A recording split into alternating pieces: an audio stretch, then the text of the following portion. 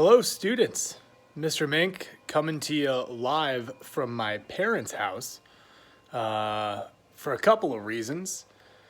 I love to look at all of the pictures of myself and my brother around my parents' house. I know, we're pretty cute. But also, multiple other reasons I'm here. I was able to take the 3D printers from school. Some of you were on the Google Meet where I showed you that I had the 3D printers set up on the dining room table so I can use their electricity and I can also eat their food. Those are the two big reasons I'm at my parents' house. And what I'm doing is I got an idea from some friends and also news articles, designs on the websites, all about the PPE equipment, personal protective equipment that hospitals, nursing homes, police officers, first responders, pretty much all the essential workers are utilizing. And these files have come from all over, people I used to work with in other tech programs. And so I wanted to see what our printers could do. Unfortunately, our printers are a little smaller than most that are required. So I'm going to take you through the steps from start to where I am now. So this whole program started April 1st is when I started this conversation with my immediate supervisor and the building principals at the Tri building to see if I could get these machines here. And we are currently at April 23rd, which is the Thursday that we are going through this process. So 22 days have. And what happened is first getting approval to get all the machines. So I have all three machines here and able to get those here. It took about a week for approval, getting into the building, making sure we followed all the specific regulations that were needed. And then, as I mentioned, we had designs come from other websites and other organizations. So this was a design that was decided on for face shields. As you can tell, when I plug all of my information in about the machines that we're using, our 3D printers are in a print area of 8 inches by 7 inches. These frames, there's a reason it's highlighted red, need to be on an 8-inch by 8-inch plate. So we are clearly a little smaller than what's needed. So what I had to do in my first attempts here is I went in and I actually scaled this design down and I went just trying it, right? I tried 99, still red. So I got down to 92 and I was able to print these successfully. However, when I go through and do this, I have a lot of settings that I need to change based on the material I'm using. There's a bunch of materials you could use. We are using PLA, that's what we've been printing with. Supports, there's no support system in here. It's not raised up in any way. The raft is the first layer that a 3D printer can print. I have always had success printing without a raft. I keep the standard settings, and basically what you're doing is if you want to go faster, when you click on the faster area, it increases your layer height and your speeds. Okay, so standard, I have smaller layer heights. If I go high for a slower one, and this is supposed to increase the resolution, the clarity, how detailed the print is. So I'm gonna stick with standard, and one of the things is when I was doing the face shield, I did all my different prototypes. I documented temperature, 1.0, 2.0, so these are my prototypes down the side here, and this is what I was going off of day one. Also on day one, when I successfully printed the design, and by day one I mean day one of printing, it's definitely not day one of this entire project, because we took about a week to get the machines here. So I was able to successfully print a 92% scale model of the face shields that you see a lot in the news. So in doing that, I had to also change how I would create the face shield. And most of you do not remember overhead projectors, but they had a transparency sheet, clear transparency. And what I did is I took the 3 hole punchers and I had to modify them. So I have 2 holes over here that get punched, 2 holes here that get punched, and then the center doesn't allow a lot of movement. So I have to do that with a single hole punch. Once I punch those 4 holes on either end, I line up my sheet. I make my mark using this very fancy template. And then I go ahead and use that single hole punch to get those 2 center punches. Once I'm done with that, I can clip it in on all the sides and I get that face shield. So again, this is a 92% scale. It takes about 45 minutes to print the frame and then about 2 to 3 to make the transparency face shield. Unfortunately, since it's only a 92% scale, I can't collaborate with all the organizations that are printing them. And they're printing all across the Northeast, in the capital region, and everywhere else. So where did I go next? Next direction I went was that these ear-saving mask straps. So what they do is you have your elastic straps on your masks that everyone is required to wear here. And instead of putting it behind your ears, you can actually have the design lock in to that area. Then you save your ears and it goes behind the head, making it a little bit more comfortable. So these I started printing. They take about like 30 minutes to print. And as you can tell, I have more space on here to put additional prints.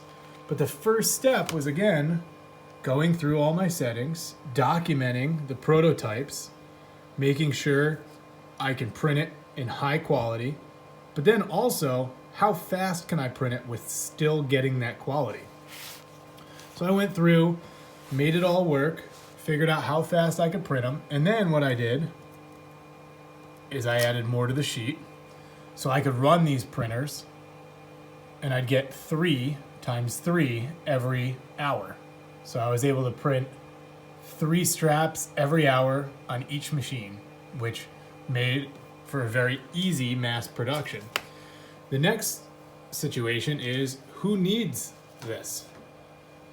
So I connected with the Tri-Building Administration and Saratoga Hospital, and I was able to print over 250 of these in about 3 days and get them to the nurses and doctors at Saratoga Hospital. Also been able to give them to other community outlets. The entire time I'm making these, I'm documenting all of the process. And the reason I'm doing that is to make sure I know exactly how many are being produced, where they're going, for any kind of publications after, or just logistical information. Sometimes the community wants to know, other organizations like to help out. So different organizations in the area, like charities, might refund us or help supply us with more material and be able to financially help us out. So what I'm showing you now is the episode of this whole process that I like to call failure. Like I told you before, we had to scale it down to 92%, so I couldn't jump on any groups here and help them print. I found through networking a University of Albany led program where they were partnering with Albany Medical Center, and still are, and this design was uploaded. So this is for people that obviously have a smaller printer. It's printed in 3 different parts. Those parts are supposed to connect together. And the reason I call it failure is because no matter how many different tries I did, all of the pieces did not always fit together. So there were gaps. This was the best one. But what I had to do is I brought it into some different design programs, one of which is Tinkercad. And I made changes to the sizes here to see if those would line up. And tried multiple settings, different prints. And where we basically fell on this is that these printers can't consistently print the same size every time.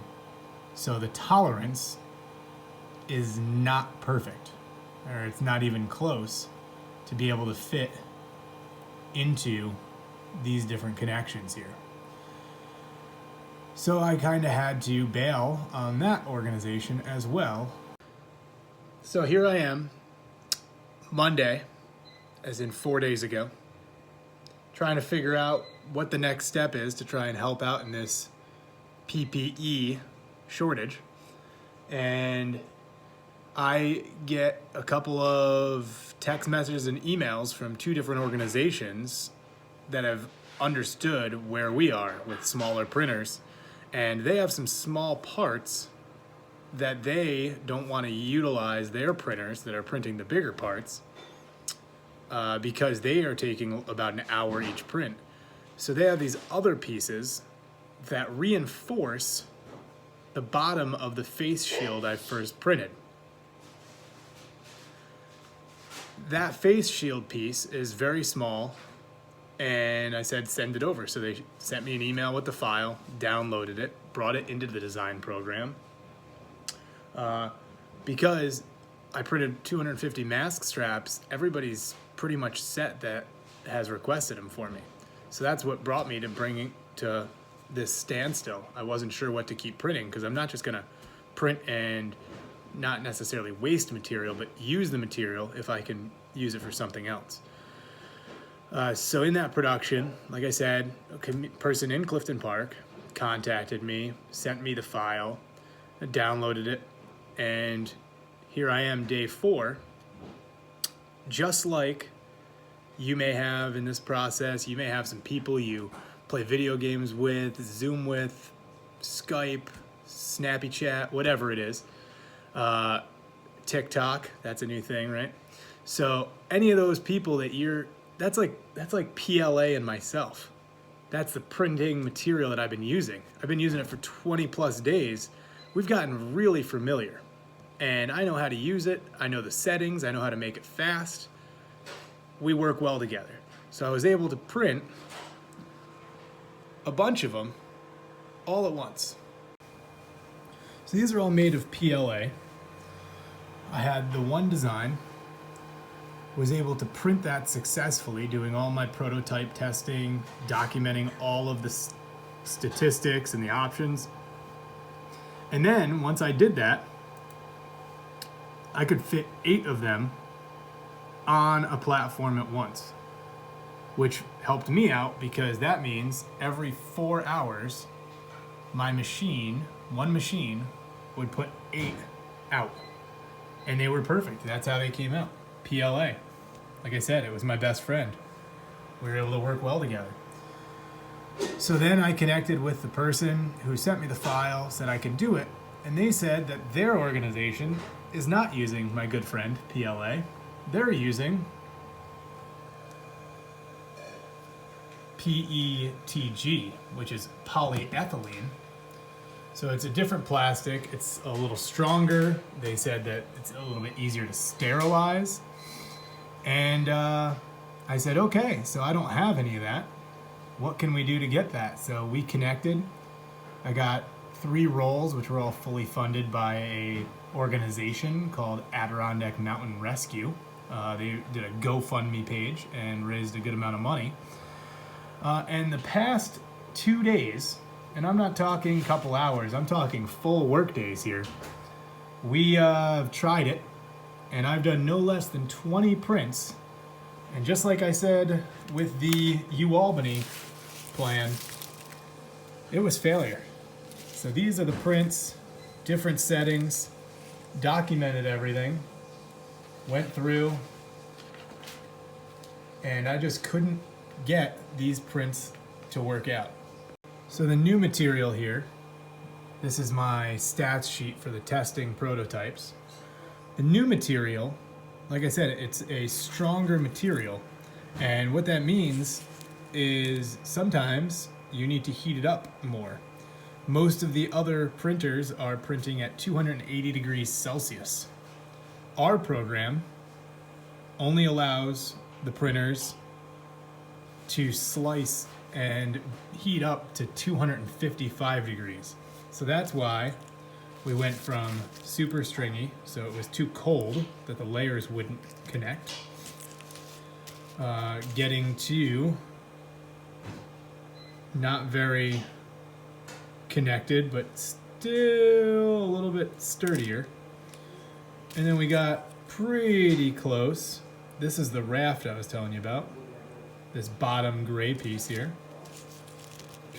And this was one of the best quality prints I had.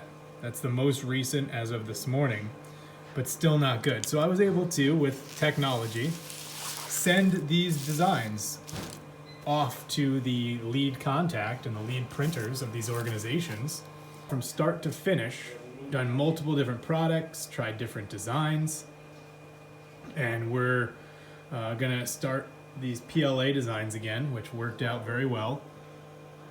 And I should be able to have almost 100 by tomorrow afternoon and deliver those with those face shields. This organization has already given out and produced 1,500 face shields and have requests for over 900 more at the moment. Let's talk more about the settings here, because 3D printers have become very affordable for homeowners. A lot of times you can pick them up for less than $500 now, but you do have to make a lot of changes within the settings to make sure that your printer works. So not all files will print. Usually the hardest part in printing is getting the first layer, the bottom layer, to stick to the plate. So the plate heats up, and that's in your temperature options. Each program that comes with the printers is different. Some can vary in what options you can change. But the temperature for the platform right here, and this is for ABS, which is a stronger material, like I said, PLA has been my best friend. 50 degrees Celsius is what the platform gets to. And that helps keep the first layer down. And if that first layer doesn't stay down, then the next layer won't print right on top of it, causing an issue. The right extruder is the only extruder we're printing with. We do have a dual extruder, but we don't need to do multiple colors for any reason. So the right extruder is 200 degrees Celsius. That's what it will print at. So each layer that goes down is 200 degrees Celsius, allowing it to cool just a little bit before the next layer goes on top of it. The speeds, we have the print speed, so that's when it is actually printing material, and then the travel speed is when it moves along the plate without printing anything.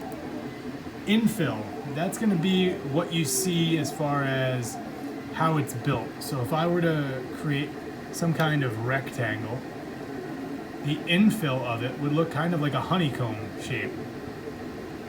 And you can change that to any percentage you want. You can change the different patterns. Hexagon will give it that honeycomb shape. Shells. What does shells mean? That is the thickness of the top layer, thickness of the bottom layer, and then the perimeter, so the outside of it. Shells is like if you were to have text in any document, a Google Doc, a Word document. Say a regular font would be 1 shell, and then you bold it, that would be 2 shells, and so on. So you increase the size of that. Layer height, this is what thickness the extruder is going to put down. So the first layer, the one that's got to stick to the platform, it's putting down 0.27 millimeters worth of material. And then each layer after that is 0.18 millimeters. This can change because each nozzle, extruder nozzle, has different thicknesses to it. So we're currently extruding with a 0.4 millimeter nozzle. So the largest you want to print for a layer height is 0.2 to 0.25. The first layer is exempt from that,